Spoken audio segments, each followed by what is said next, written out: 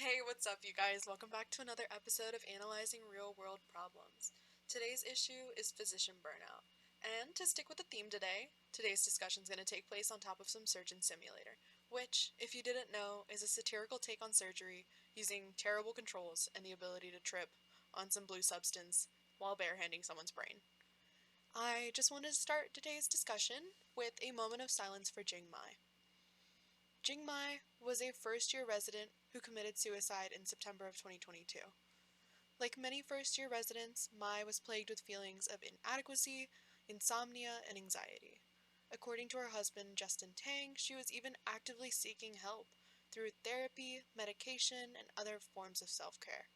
It just wasn't enough to combat the internal and external pressures of her own expectations, other physicians, and admins. So much pressure is put onto residents in order to mimic the actuality of the field, that it drives them to feel burnt out and hopeless. But let's go back to the beginning. Let's define burnout real quick. In the words of Christina Maslach, burnout is the response to excessive stress at work, which is characterized by feelings of being emotionally drained and lacking emotional resources. Over 63% of all people in the workforce believe they have experienced burnout before, and unfortunately, 40% believe that burnout is an essential marker of success. Statistics are similar in healthcare, with over 50% of all physicians claiming to suffer from burnout constantly. The healthcare field has this overarching belief that success comes at the price of personal happiness, which shouldn't be true, but is finally displaying the consequences of such ideology. Over 400 physicians a year are committing suicide, and even more are leaving the field for more rewarding work. There is an estimated shortage of 50,000 to 140,000 physicians by the year 2030. The medical field isn't appealing anymore and has become more and more competitive with the lack of spots within residency and medical schools. Here's some background about the medical field for my folks that aren't as familiar with it. The process of becoming a doctor begins at, let's say, your freshman year of college.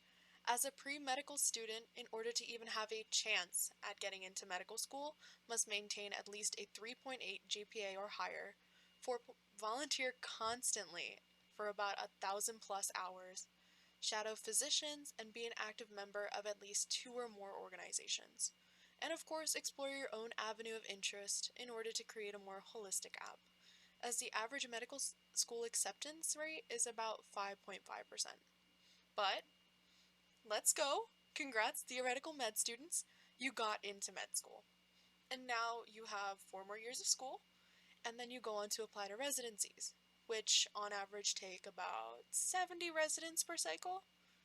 Now, this is where things get really sketchy. Residents work over 80 hours a week while also studying for Step 3 and yearly boards.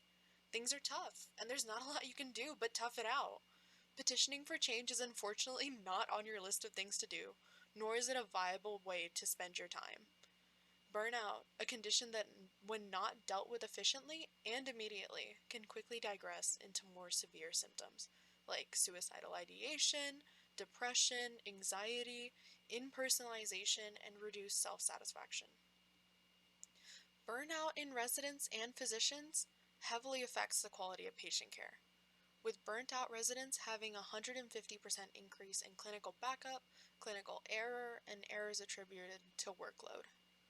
Now, you might be asking, how do we know it's not just the fault of individual residents and doctors? Let's start with the sheer number of healthcare providers that are affected by burnout, depression, and other mental illnesses. Doctors are 40% more likely to suffer from depression than the general public.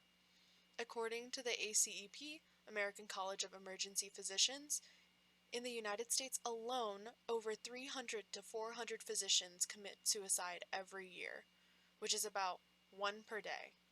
And doctors are 500 to 700% more likely to commit suicide than the general population.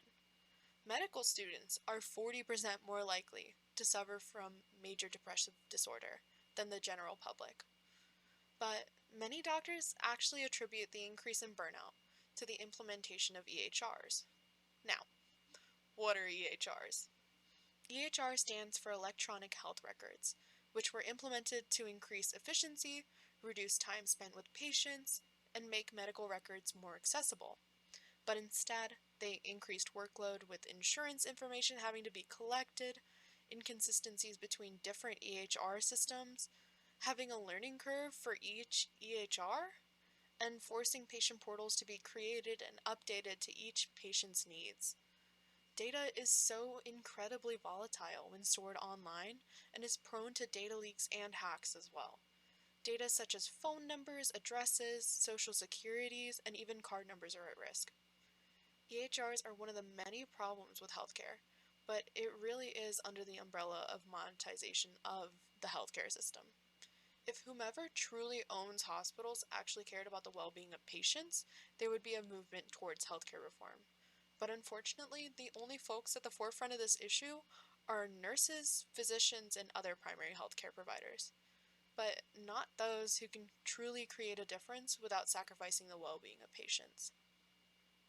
The article, A Review on Strategies to Manage Physician Burnout, written by neurologist Rikin Kumar S. Patel, reviews several strategies to protect physicians in the workforce. He then separated the strategies into two categories: physician-directed interventions, which are meant to be implemented by physicians into their personal lives, and organization-directed interventions that are meant to bring organization and minimal stress into the workplace. Both interventions are proven to improve teamwork, diminish stress, and reduce levels of supervision required, among other things, of course. Creating a workplace more supportive of our healthcare officials will work overtime to reduce the occurrence of physician burnout and make the field more appetizing to incoming physicians.